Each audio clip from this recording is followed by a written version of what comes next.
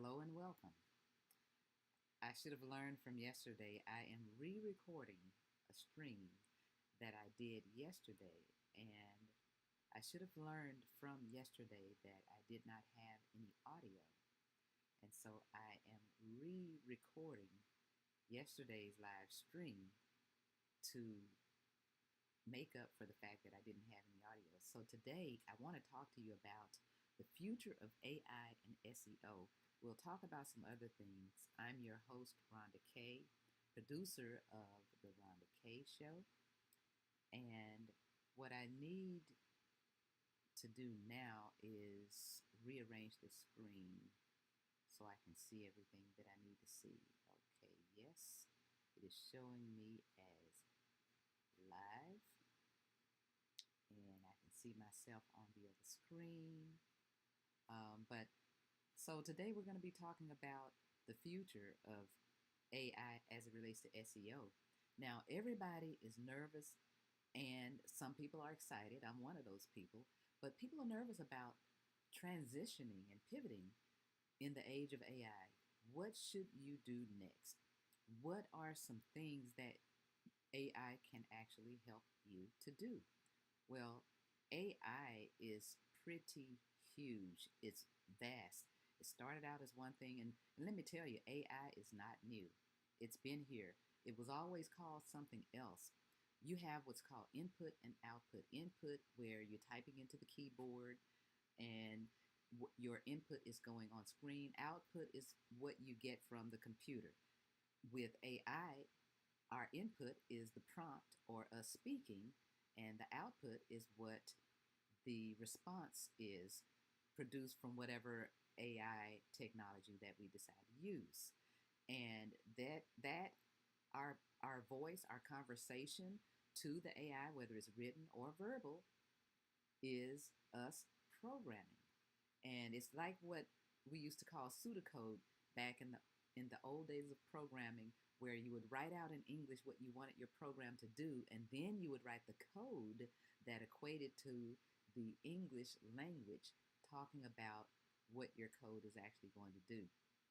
So the question is, will SEO change in the age of AI and SEO?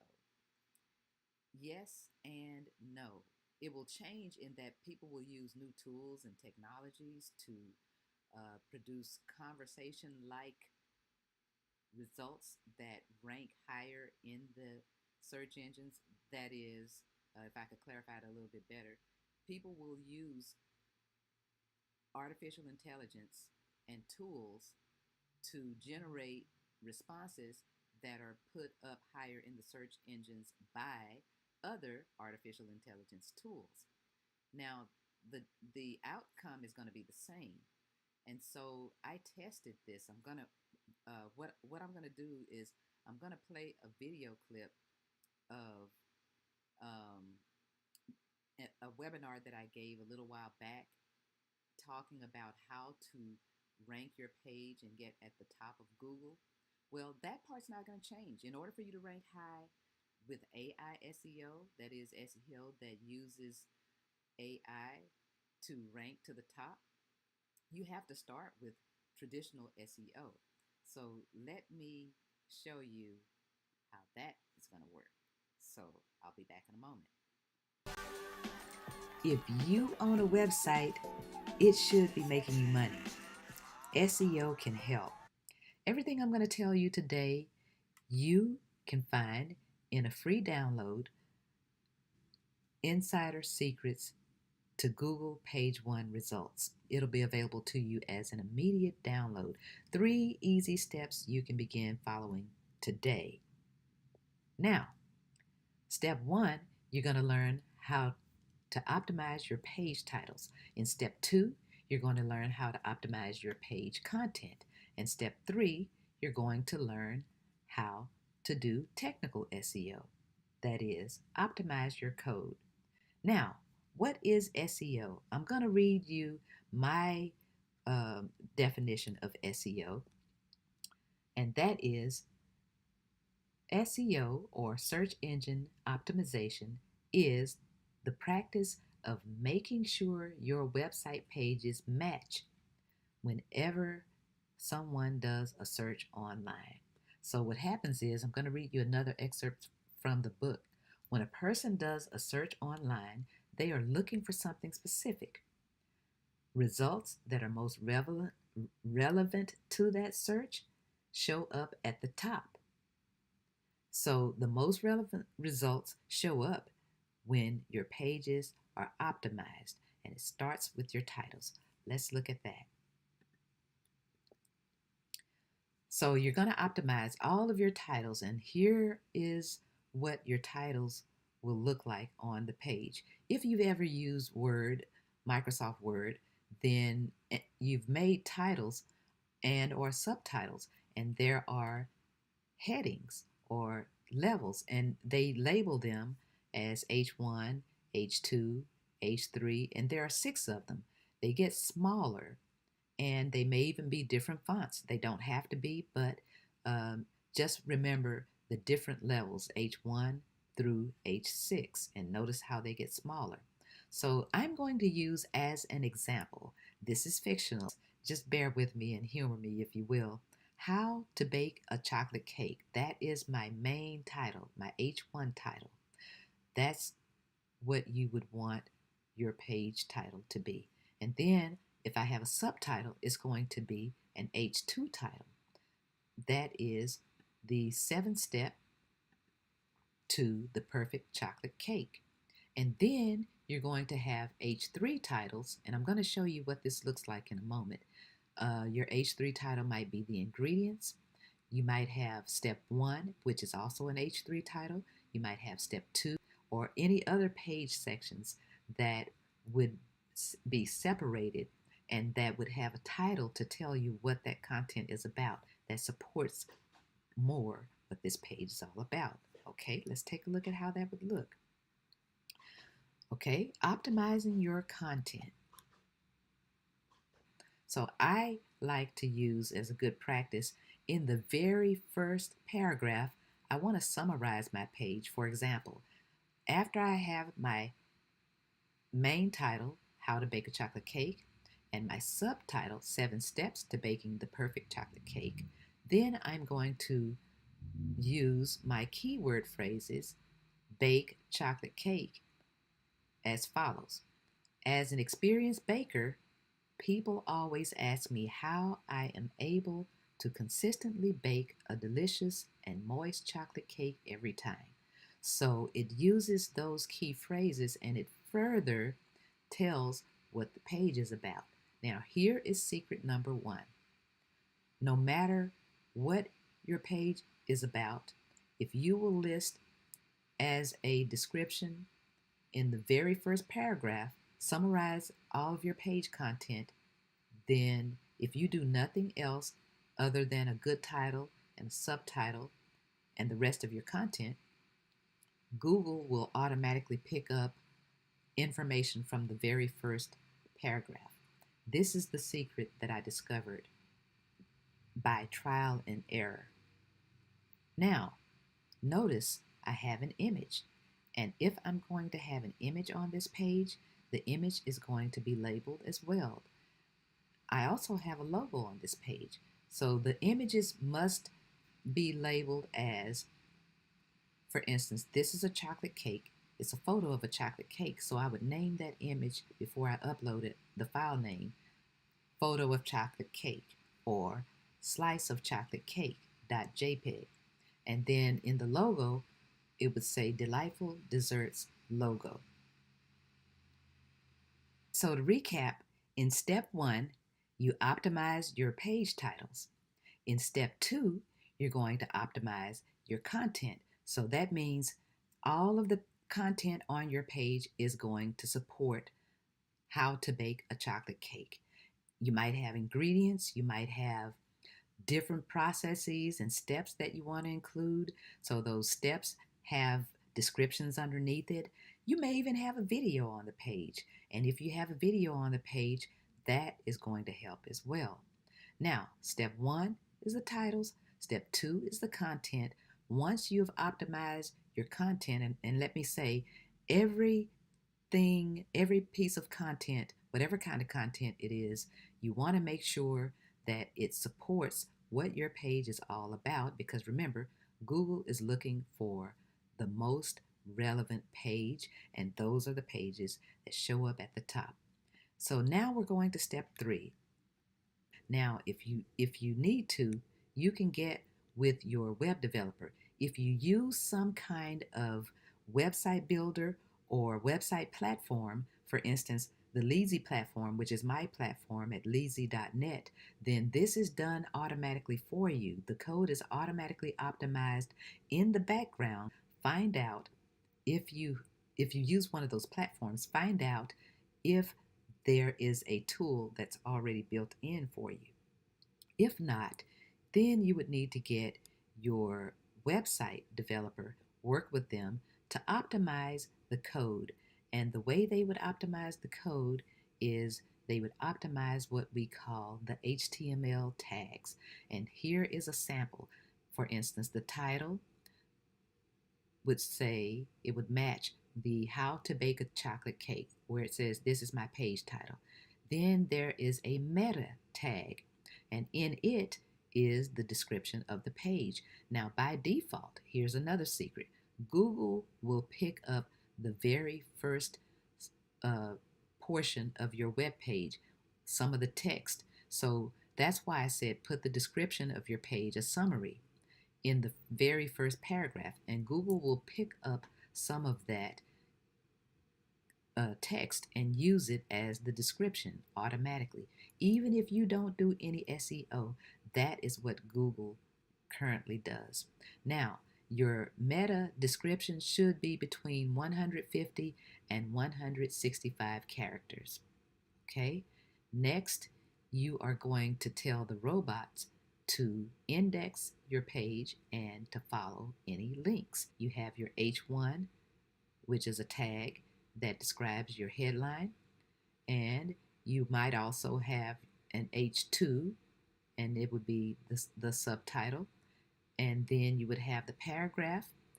If you have any links, then you would also want to add a title to those links. Then you also, in your images, you want to make sure that there is what's called alt text, ALT. And if you are using a website builder, then you can enter the alt text inside the dashboard whenever you upload a photo. And that is pretty much all there is to optimizing your website. It is easy as 1, 2, 3. Now we're going to take a look at some results. For I Want Desserts, and I live in Dallas.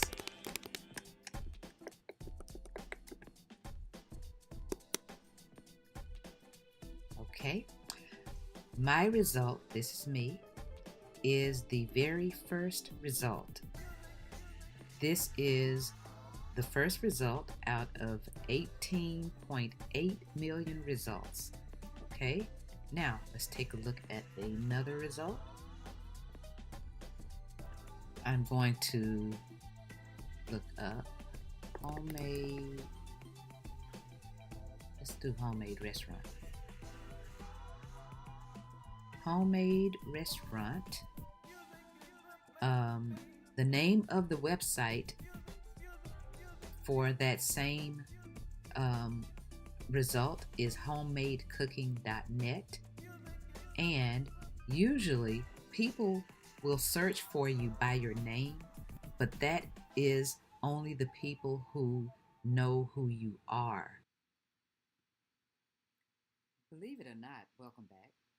By the way, I'm Rhonda Kay. If you've just tuned in, we are talking about AI in the age of SEO, and there's a lot going on. But believe it or not, that video you saw is a few years old. I want to say 2021 is when I created that video.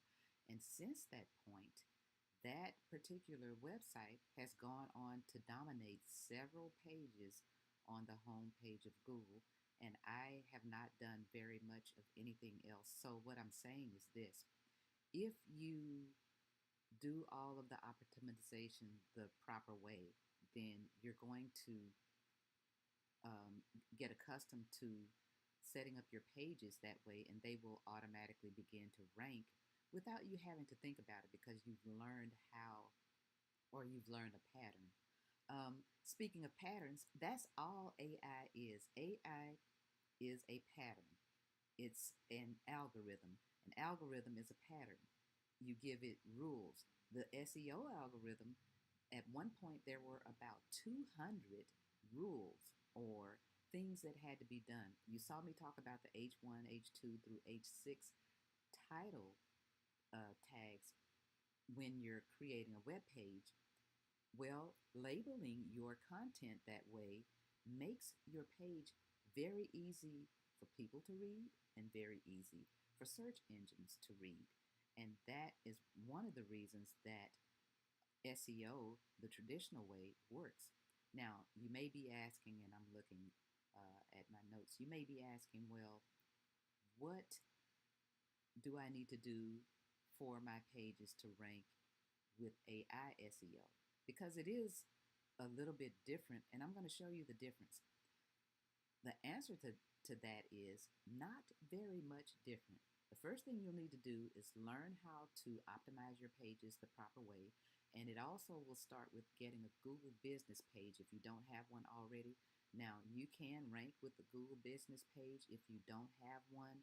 In fact, I have a client who they had a hard time with their Google business page because Google keeps kicking or blocking their page from being presented on Google. So I said, well, let's just don't worry about it right now. I'll just do whatever SEO I can. It will take longer, and it will take longer, but you can rank without a Google page as long as everything else is optimized and done.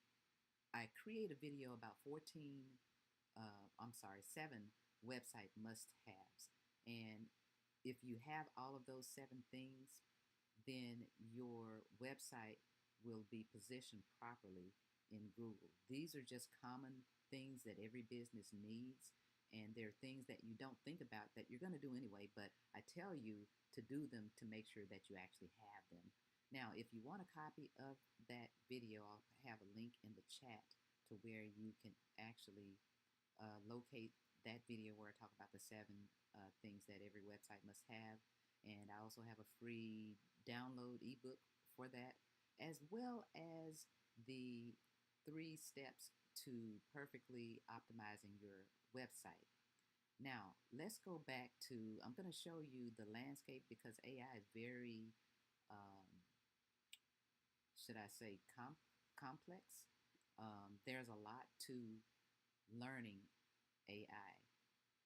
But if you use the tools, then you don't have to think about some of the deeper levels. AI is just like programming was, or building websites was. When websites first came out, it was new to everyone. People who had a website, those people must be really important business owners because they had a website. You were important if you had a website. Like, oh wow, she's got a website. And then to have more than one website, that was really something. AI is like that today. And what I mean by that, everybody can use ChatGPT, Claude, Google AI, all of the tools that the big boys make. Everybody can use that in their everyday life.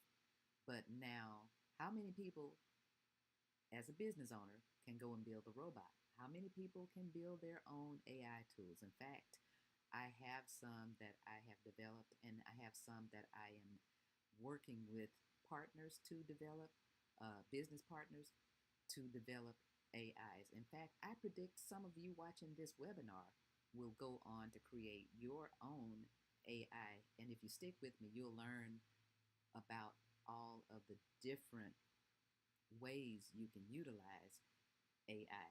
Now I'm going to show you the landscape, and then we're going to come back and talk about, well, how did I rank using AI SEO? And what do I need to do different in order to rank this same website? We're going to use this same website as an example for coming up higher in the rankings for SEO. Okay, I'm showing you a screen print of the architecture of if you want to train and start learning about this technology, it is a vast subject. Now, it's been here for a while. Like I said before in other videos, AI is not new. Algorithms are what AI is based on. These are the introductory stages to AI. Then you have the Gen AI introduction, and you have the modalities, which is the different forms of AI and technologies that you'll use to generate AI information. You have video generation, you have 3D generation, you have image generation, you have audio generation. And most people are familiar with the text generation. Then you have the LLM or large language model basics.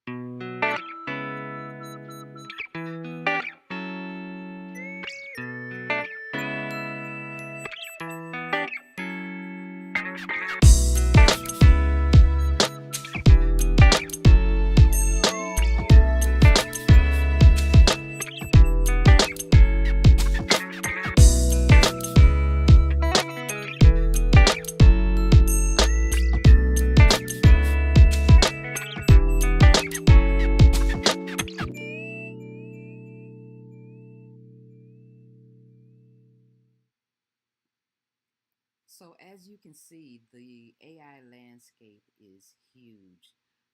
It's kind of like being a doctor. Are you a GP, general physician? Are you a surgeon? What kind of surgeon are you? Are you an orthopedic surgeon, a heart surgeon, a brain surgeon? Are you a chiropractor? So it's up to those of us in tech. My job initially was a programmer. Well, not necessarily a programmer. I was a web developer. Web developers do program. Then they came out with digital marketing, where web developers fit into the digital landscape of creating websites. Well, that's because they took the code out of web developing and they started using things like APIs. And all an API is, it is a method of one application or program or software communicating with another application or software. It used to be back in the day, they had database connections. You would make a database connection to connect with another database, and you can access that other software or other company's data. Then, when we started using websites and websites became more application based as opposed to static, static meaning the information doesn't change, it's just a page and you see it. You look at it tomorrow, it's going to be the same information. You look at it a year from now, it's going to be the same information until it changes. Whereas dynamic pages, they are changing based on your input, you typing in the keyboard and output, as opposed to you clicking around to get the information. And so I was going somewhere with that. I did have a point, but you can see how deep you can go into technology. Um, I found something neat, and we are going to talk about how to optimize your website today and have it show up in the AI results. And that'll be something. When it first happened for me, I was pretty surprised, pleasantly surprised. But I wanted to show you a little thing that I thought was interesting about. Well, they have what they call these humanoid robots, and these humanoid robots come in many forms. It depends on who makes them. This particular one is a robot that's controlled, like kind of remote control, and you'll see when I show you the clip. But take a look at this. I thought this was pretty neat and I wanted to share it, but this is kind of where we're going. It's early phases, but it's nothing new. We keep what I want you to remember and what I want you to realize is that every time something comes out as new, don't be surprised, don't be alarmed, don't be impressed. It already existed years ago. We keep making things new and we call it something different when it was actually what it was. We're coming full circle because I started out in telecommunications. Someone told me in 1998, whoever goes in the telecommunications business will be rich in 5 years. And it actually was true because then came mobile phones, mobile devices. Not everyone had a mobile phone in the early 90s. People who had mobile phones, they were considered like important or big shots, or they weren't called mobile phones, they were called car phones, and they were huge. So you had a house phone and you had a mobile phone, and you would give people your house phone, but you would only give select people your mobile phone, like maybe your family, maybe an important business client or something like that, but you would not give everybody your mobile phone. And then remember, they had um, pay phones. If you didn't have a mobile phone, you had to stop. If you were traveling and had to make a phone call, you had to stop at a pay phone. So anyway, take a look at my newfound piece of technology, although it's old now, but take a look. Humanoid robot housekeeper. Thank you, Neo. For $20,000, you can pre-order 1X's Neo robot now, with delivery in 2026. I think you missed a tiny spot over here. Just one little catch. There may be a human behind the curtain, which is why Neo looks so different from a more industrial factory robot. Neo, it's 70 degrees here in California. Why are you wearing a sweater? Good question. Bert, why am I wearing a sweater? It's a combination of safety and just also generally aesthetics. You can think of it kind of like a skin, except if it was an actual skin, that would probably be pretty creepy.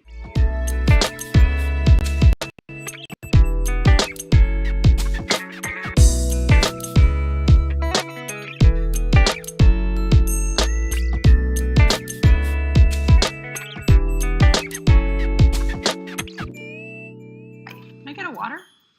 It took Neo a little over a minute to fetch a water from the fridge 10 feet away. Okay, so I don't know if I let the video play all the way to the end because I couldn't hear. I wish I had a technician here working with me. Um, anyway, I predict that we will be able to make our own robots, meaning, you know how you go and pick a house and you pick the colors, you program them. In fact, I want y'all to stay tuned because I am developing, it's near completion, a product. I'm going to show you a demo of it that you can program yourself, your own AI, meaning you put your instructions and you program it to your business model. So I want you to stay tuned for that. Right now, we have, for those of you who are in the market, put in the chat for me how AI has affected your job and how it's changed, or if you have a question on specifically on how you can use AI to do your job better, or if you need an AI solution. If you could have an AI solution, what would that solution do for you? I'd be interested to know that. But for those of you who, since we're on websites, we have some specials coming up. People who watch this video, only for people who see this video, and I don't know how long it's going to be, but one of my platforms is a web generation platform. I'm building AI into that platform. So if you get onto that platform now, before the AI is complete, you will get a ridiculously low price. I'm going to put the link to where the specials are. It's going to be in this slide, but let me let you take a look at these specials that we have going on. Like I said, you can go there and get these specials for a limited time. I don't know how long that you'll be able to get those. Also, I want to talk about my show, the Rhonda K Show. In other news, I am in the process of recording a few documentaries. There, for instance, one of them is the franchise owner of Comic Cleaners. I tell his story and how Comic Cleaners came about. I'm doing a series, and if you feel like you are one of these businesses that fall into that categories, called Hidden Treasures. And these hidden treasures are people and places that are right here in our own backyard here in Texas. For instance, one of the hidden treasures I did a few years ago was a man by the name of Michael Jenkins of Dallas Summer Musicals. And he is responsible, he's friends with Walt Disney, for helping to build 7 of the Six Flags Over Texas theme parks. And he later went on to open a business where he began building theme parks all over the world. And they call him the Walt Disney of Dallas. D Magazine did an article on him, and I am slated, provided everything works out, I'm slated to be the person to do a documentary of his story. So that'll be cool if I get to do that. And then while I'm doing shameless plugs, I'm also promoting AI web and digital services. I'll have a link to that.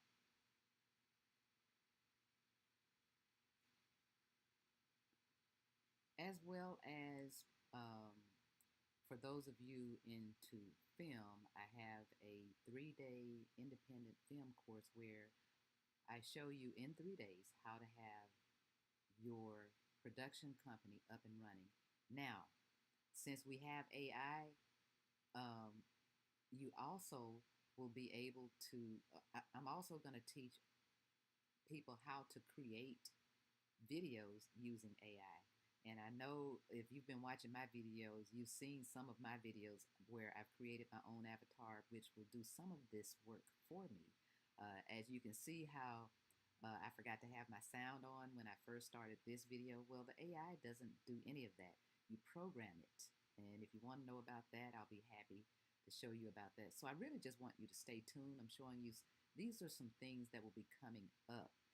This particular video is simply to show you a little bit about what this channel is all about and what you can expect. What I'm really passionate about is people knowing and being up to speed on technology. There was a group of us. I saw it happen when the internet first became popular and everything was being switched over to computer. I was working at an insurance company, Blue Cross Blue Shield, the greatest company, best job I ever had.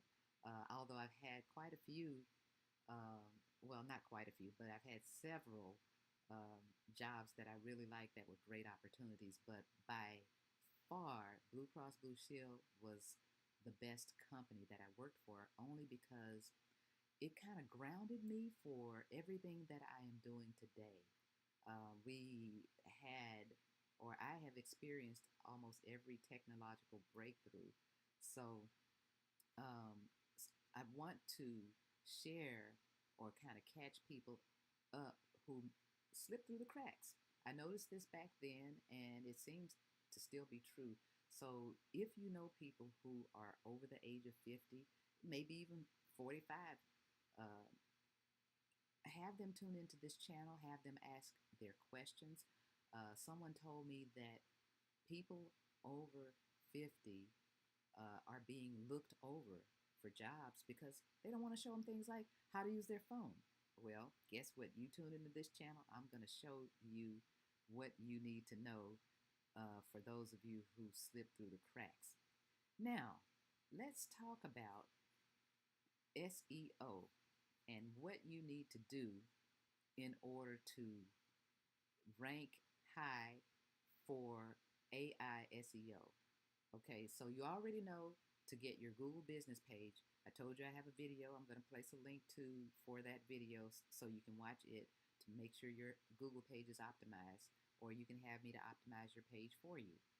Then you need to make sure you follow those 3 steps I gave you to do traditional SEO to your website.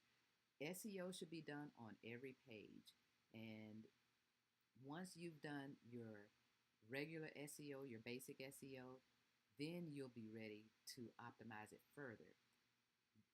What AI SEO does is it uses natural language and AI tools to scrape the web to pick up some of this stuff.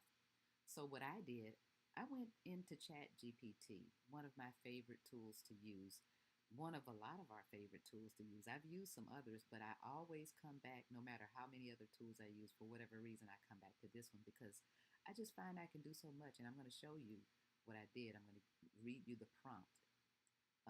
And if you want me to write it, I may even write it in the comments. So I said to ChatGPT, write a write a page 3 to 500 description talking about chicken tetrazzini served. The recipe is our own in-house recipe made with all natural ingredients from scratch, no chemicals. Do you have any additional questions for me regarding the dish? That's what I asked ChatGPT. I also said we will also show a photo of a pan of tetrazzini coming out of the oven with a lightly brown crusted layer of cheese on top. It is flavorful all the way through. And then I said, the last thing I said was add SEO terms throughout the page. So this is what I put in the chat box. And then ChatGPT said to me, here's a 3 to 500 word description for your chicken tetrazzini dish. I'll also suggest a couple of questions afterwards to make sure I capture everything you want highlighted. So ChatGPT gave me a title and I used it. It said homemade chicken tetrazzini, all natural, scratch made comfort food. Well, I did change it to fit more of what we actually represent.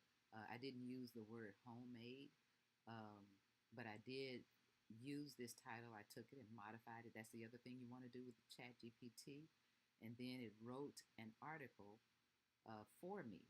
So I copied the article, I pasted it into the website, and then I added the photos and images. I actually even had AI to create an image because at the time I didn't have a fresh pan of tetrazzini that I could take a picture of and put on the site.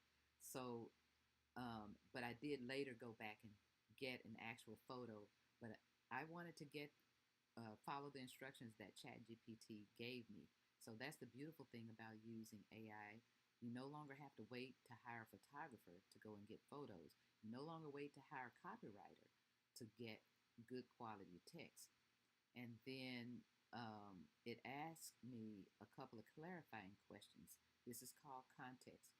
ChatGPT asked, do you want me to position this as a restaurant menu description or more of a website, blog, landing page SEO piece?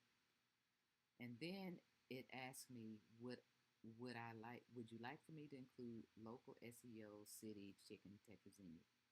And I always recommend, yes, include your city. If you're trying to be ranked for your local city, make sure the city is included. And you also want to make sure that your address is listed on the website.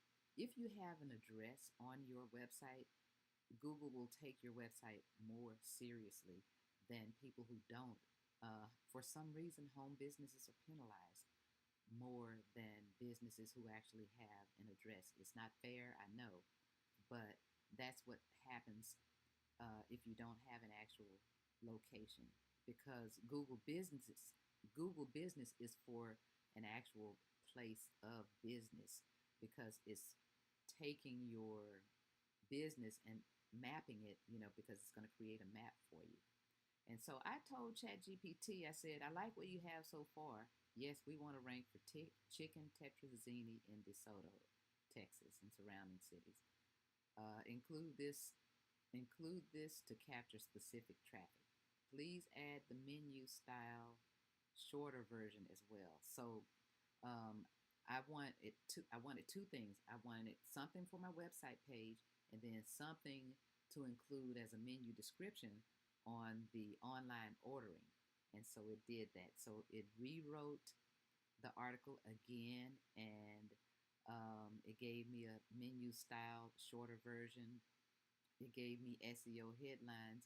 And then I did what it said, but it also told me to use conversational style Q&A content, that is, frequently asked questions. So I said, So I said, well, let me put some frequently asked questions on the page. I made up questions that I thought people might like to know, or questions that people would ask when they came into the shop to order. You know, so when you ask, if you put things that your customers are commonly asking you, that's conversation style, then the AI algorithm is going to pick up on that. And then it said also optimize for local SEO signals. Then it told me to utilize what they call NAP, which is name, address, and phone number. Mention nearby cities. Make sure your business profile is listed, which I already knew to do that. And then it did one additional thing, which is called structured data markup or schema. And that is a piece of code that Google can provide for you to add to your web page so that it's more readable. I'm going to try to use that in English terms because I don't like when people use all these tech terms and try to intimidate people. I'm a technical person, but I hate when I see my peers use all this tech language and they're talking to a person who's actually going to pay them a check. Sometimes people used to do that with us. If you're an auto mechanic and you're talking to me about drive shafts and rotators, I don't know what any of that stuff is. I just want my car to work. I just know it's broken. Tell me something that can help me to understand why I need to pay you $600 or $1,500 to fix my car. And then it also um, talked about me using photos. Now, one thing I want to tell you again, and I said it in another video, make sure you label your photo, like give it a file name. All of your photos, if you take them on your phone, don't just upload them to your website. Download those photos, or you don't even have to download them. Just rename the photos from C0052976 2977 2978. Give them an actual name because you're talking about a search engine that is actually reading file names. If you give it a meaningful name and it shows up on your page, then that just makes your page that much more powerful. And then um, the what you need to do is use your SEO phrase in your title, and I'm just repeating this. Make sure you use it at least once in the main title. Make sure you use different versions of that title, like maybe as an H3. Make sure you list or talk about your page somewhere else. Like, let's say you're on Facebook or you're on Instagram. Say, hey, everybody, I just created this new page talking about this SEO, talking about this chicken tetrazzini. And if you've got videos, go out there and watch the videos of people tasting my chicken tetrazzini, and you put the link to your page. So that's how you get backlinks.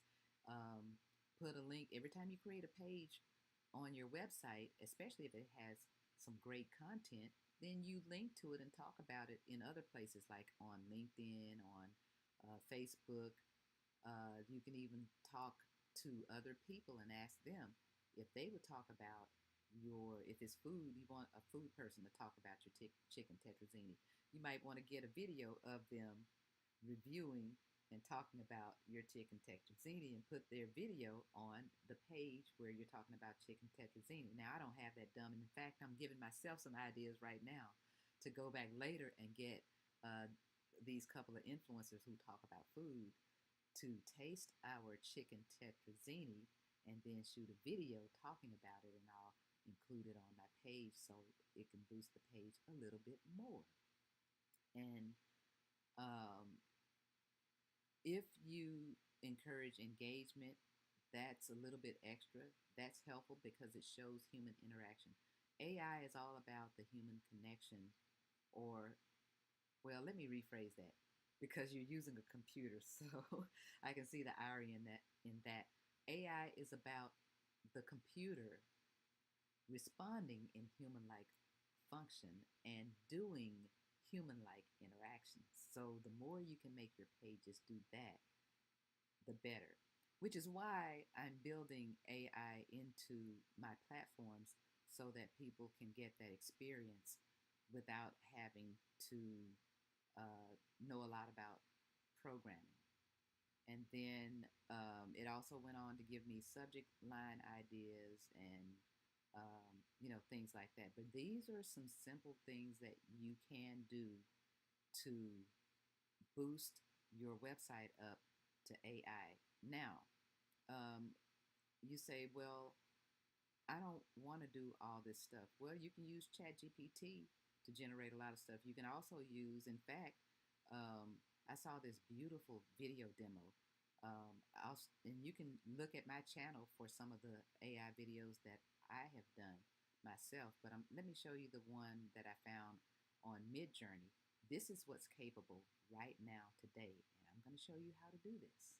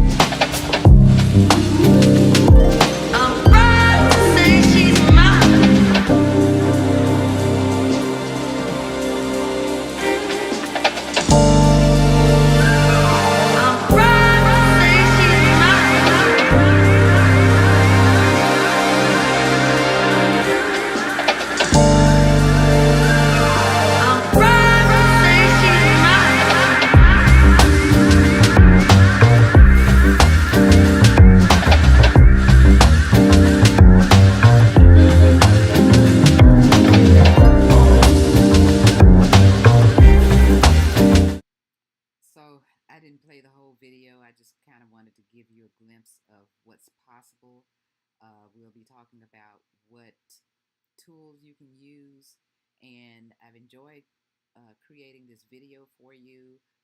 Other videos won't be as long. This is just an introductory webinar. A lot of videos will be short, 5-minute videos. So make sure if you have people like your parents, you want them to learn technology, whether it's using their phones or what have you, have them to tune into this channel, have them to ask their questions, and I will answer those questions. And I look forward to more videos coming soon. I want to thank you for watching, and until next time.